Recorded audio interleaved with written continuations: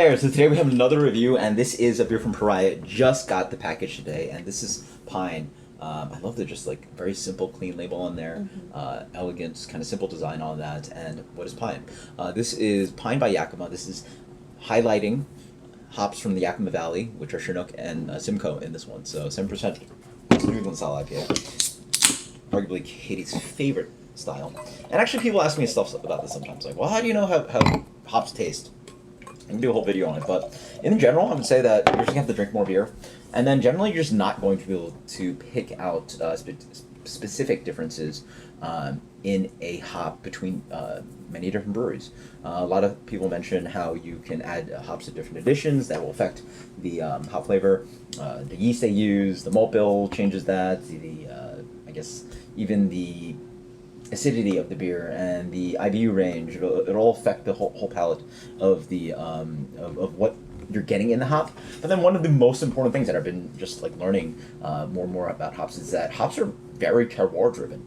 When you pick the hop, the buyer you're getting it from, the region that it's grown, the fields it was picked in, that's why they have hop selection. A lot of breweries actually go out to the Pacific Northwest to pick out hops at different times of the year, just to pick out specifically what profile they want. And the producers actually know, okay, these people like this profile in the hops. And so specifically Simcoe, you can get different kind of notes in here. A lot of people pick out the catty, dank, cat piss notes in Simcoe.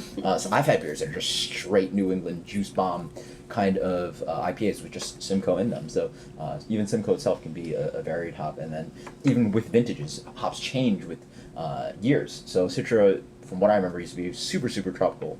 And citrusy now has become a little bit more of a dank kind of hop. And I think a lot of people in the industry have sort of seen that. So in the end, don't focus too much on picking out the hops. Learn the hop profiles and flavors, but let's dig into this. So beer is very New England. It is straight haze, has a medium gold color on the nose. Yeah, quite nice. I get oh wow, it's a very nice nose. Very sweet, very juicy. Very sweet, very juicy. It has that kind of not traditional melange of just like muddled kind of hop profile. It's a little bit more expressive. I probably get some apricot in here. Pineapple. Apricot, pineapple. There's also something a little bit more acidic. So exactly what you're saying, the pineapple. Wow. It almost has a little bit of like guava note in there. I'm salivating right now. Yeah, this is Katie's first sip of the night, so it's a huge cacophony of, again, tart pineapple, stone fruit apricot, a little bit of like that kind of mango passion fruity thing underneath, and then just like really beautiful complex orange notes. So you can go with something like a Cara orange or something like that. Quite aromatic, quite delicious. Can we drink it now? Yeah, cheers. And so again, I'm letting Katie drink. But again, with hops like Simcoe and Chinook, you think super dank, super catty, all these notes, super kind of piney and woodsy, but no. At least on the nose. What do you think about this beer on the palate? The palate, it's piney. Yeah. I mean, so it doesn't actually show like the nose. The nose is quite fruity. It's a nice complexity because you get a little bit of that underneath kind of whisper of, or not whisper, but a good amount of tropical fruit, but it's a little bit more subdued in the palate. it is very smooth. Very smooth. That is true. This is definitely what I look for in a New England style, is something that's smooth. It's not super overpowering as far as the piney flavor. It is there and it is prominent, but it's not overpowering. Sure. Still fruity. What other tasting notes you get in there?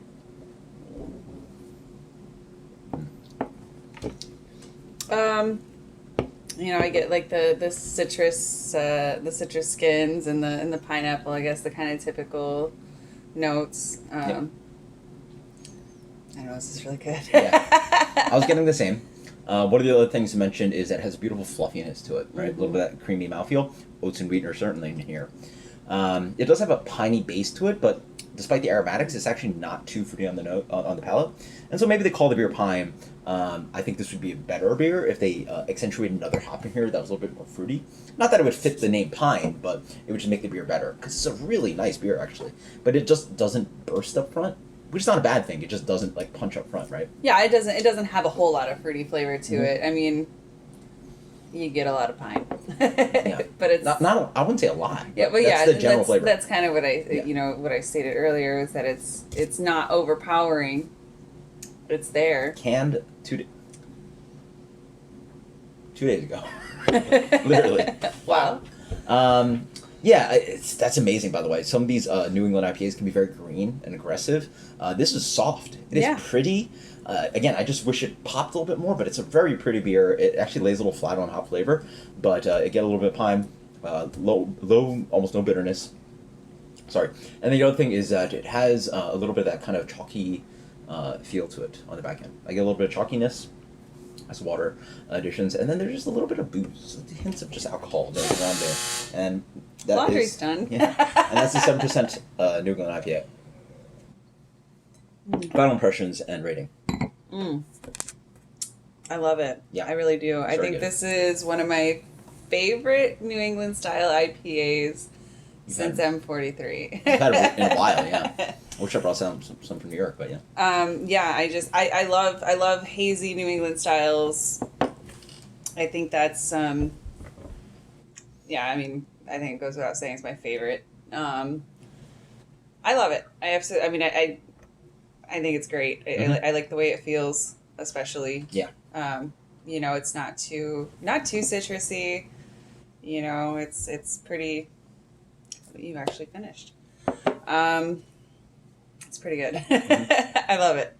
I'm gonna go ahead. I'm gonna give this like a 98. Like I love it. Wow, 98, I love 8+. it. Where's the bell? Shoot, I know. I don't have the bell. We'll buy one. Yeah, we gotta do that. Post and comments will miss the bell. But for me, this gets a 95. This is extremely well executed. I just, for me, I want a little bit more punch to it, and I know Pariah's listening. So whatever you're doing with this beer, you're doing it quite right. The fact that you can actually can this 2 days ago without that hop burn thing, fantastic. It doesn't have to be, a lot of these New England IPAs actually want to age and sort of like let the hops sort of mellow out. It is drinking fantastic right now. I just think this is a great place where you're just like dumping another whirlpool or hop, dry hop edition, accentuate it with another hop, and boom, call it something else, and you're there. This beer is super well executed. It just has that, it just, to me, it needs that another, notch to it. But like, the hard part of making this beer is all the other stuff, the mouthfeel, and the no hop burn, all the other things. It even has a pretty good aromatic. It just needs a little bit more, because then you'll get that on the palate. And that's really a great compliment to this beer. So maybe, if anything, it needs a higher rating. Let's go with the 96. I'll give it a 96. So until next time, guys, cheers. Thank you so much for it. Absolutely killer. Until next time. Later.